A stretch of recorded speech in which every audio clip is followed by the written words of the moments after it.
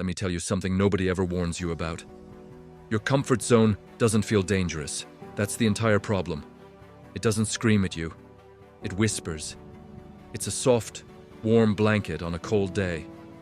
And while you're wrapped up in it, it slowly, quietly takes your life away without you even noticing. This isn't one of those videos about quitting your job to travel the world or doing something completely reckless. This is a story about how staying comfortable almost ruined a life, and how stepping into discomfort was the only thing that could save it. A few years ago, I knew someone, let's call him Mike. On the surface, Mike had it all figured out. He did everything right. He had a stable job, a predictable routine, the same 25-minute drive to work every single day, and the same spot on the same couch every single night. Looking from the outside, nothing was wrong with Mike's life. And that was the scariest part. The days turned into weeks, the weeks into months, and the months into years. And while time was passing, his life wasn't actually moving forward. It was just repeating. Then one evening, Mike met up with an old friend from college. They were the same age, had gone to the same school, but there was a very different energy between them.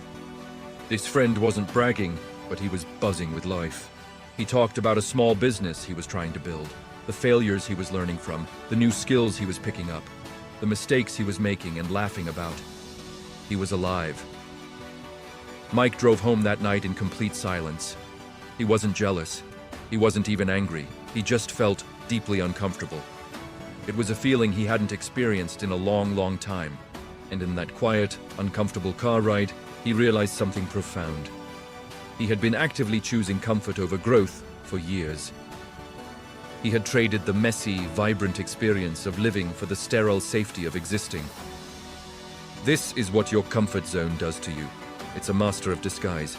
It makes average feel safe and desirable. It makes chronic boredom feel normal.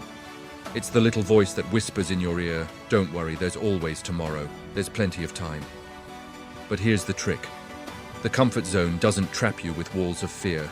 It traps you with the soft, invisible threads of familiarity. You know what to expect. There are no surprises, no risks, and therefore no growth. It's a slow-motion trap. Mike didn't have a dramatic, movie-like transformation overnight. He didn't sell all his possessions or book a one-way ticket to a foreign country. The change was much smaller, much quieter, but infinitely more powerful. He just decided to do one uncomfortable thing. Just one. He saw a flyer for a public speaking class at a local community center, something that made his palms sweat just thinking about it, and he signed up. He was terrified of failing, of looking stupid, which is exactly why he knew he had to do it. That one uncomfortable step led to another. After the class, he joined a local running club, even though he wasn't a runner, and felt completely out of place at first. At work, during a meeting, he spoke up and shared an idea he normally would have kept to himself, his heart pounding the entire time.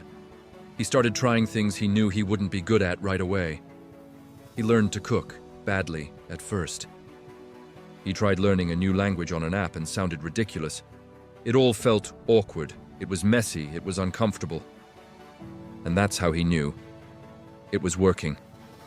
Nothing really changed in the first week, or even the second. There was no instant reward, no sudden burst of clarity. This is the part where most people give up and retreat back to the couch. But Mike kept going. He kept collecting these small, uncomfortable moments. And then, months later, something had shifted. He noticed it when he looked in the mirror one morning. The persistent, low-level anxiety that had been his constant companion was being replaced by a quiet confidence. The mental fog and numbness he felt every evening was being replaced by a surge of energy. He wasn't just drifting through his days anymore. He was moving with a sense of direction.